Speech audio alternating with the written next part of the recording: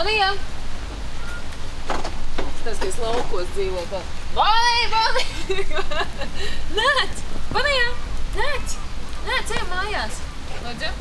Man ir tāds joks, tad, kad es izēju citreiz ārā naktīs kaut kur ārā. Man ļoti patīk pirkt loterijas biļetes. Un šeit reku ir, man liekas, dešuks. Es neesmu nē, kaut ko es tu dabūju.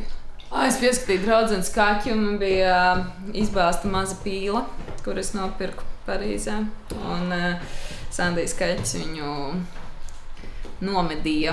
Jo man patīk ļoti lietas, man ļoti patīk, ka man katra lietiņa kaut ko atgādina, man katrai lietai ir savs stāsts. Mūsu režisors Edgars Nikolsons, viņš man arī ir mīļš, labs tūs draugs, un tad viņš man atved no ārzemēm mazu Boniju. Viņš teica, ka tā ir Bonija. Man liekas, ka ir diezgan līdzīgas. Abas divas. Es izlacu arī izpletni, un šeit man ir oficiāls certifikāts, ka es esmu to izdarījusi. Man patīk kauli arī. Man liekas, ka man patīk kauli un viss šīs lietas, jo man mamma ir mediķis, un man bērnībā mīļākā grāmata bija tāda liela, bieza krievu laika, tāda anatomijas grāmata, kur es vienmēr šķirstīju cauri ļoti, un tur bija viss par cilvēku. Man liekas, ka tāpēc man tas kaut kā ir iesēdies iekšā.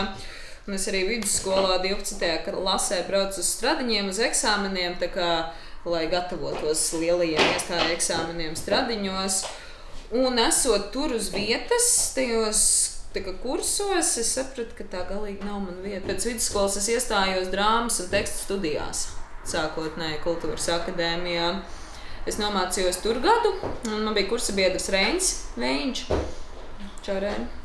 Un viņš gāja stāties uz aktieriem, un viņš teica, Elī, nāc līdzi, ka tev varētu labi sanākt. Un tad Reini neuzņēma, bet man uzņēma. Man bija bērnībā šausmīgi bail no lēlēm. Ļoti, jo man ir bilde ar Anriju vecākiem bērnībā, kur man ir kaut 5 gadi, ar tām, kur viņi stāv ar tām rūķu lēlēm. Es noraudāsies vienkārši. Es kaut kā laikam pārāk ļoti ticēju tam, ka tas ir kaut kas īsts. Laikam. Bet tas ir interesanti, kā strādā tā bērnu psiholoģija. Man liekas, ka viņš tiešām tas, ko viņš redz uz skatos, viņš jau tam pilnībā arī tic. Un kaut kāds tur ir tas skaistums, kāpēc man arī patīk Leļu teātris, ka bērns kā skatītājs ir izcils, jo viņš nemelo.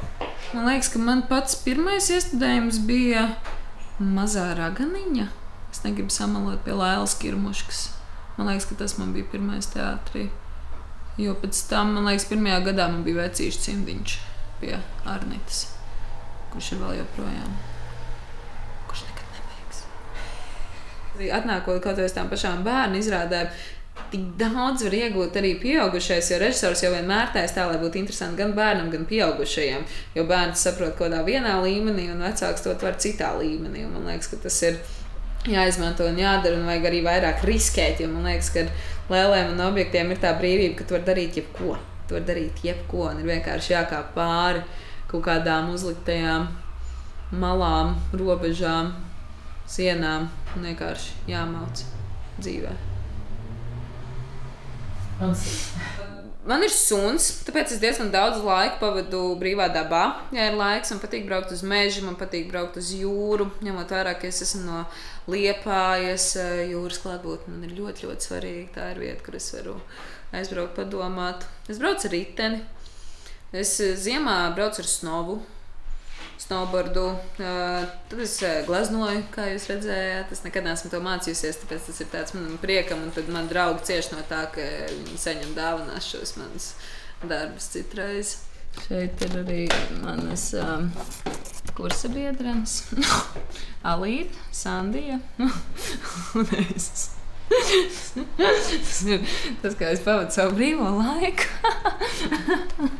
Man ir vēl viens hobijs, man ir klasiskā dziedāšana, opera dziedāšana, kas ir arī priekš manis kā tāds meditatīvs process, jo man ļoti patīk, kā saslēdzās viss kopā un no tevs nāk tā skaņa ārā. Es viņa Pāvela baznīcā, es citreiz esmu svētdienās dziedājis dievkalpojumos ar ērģelēm kopā.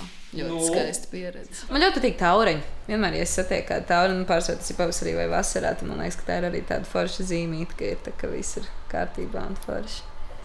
Man patīk taureņi. Kā var redzēt, ka man patīk taureņi. Gribas vienkārši dzīvot un būt laimīgai un piepildītai.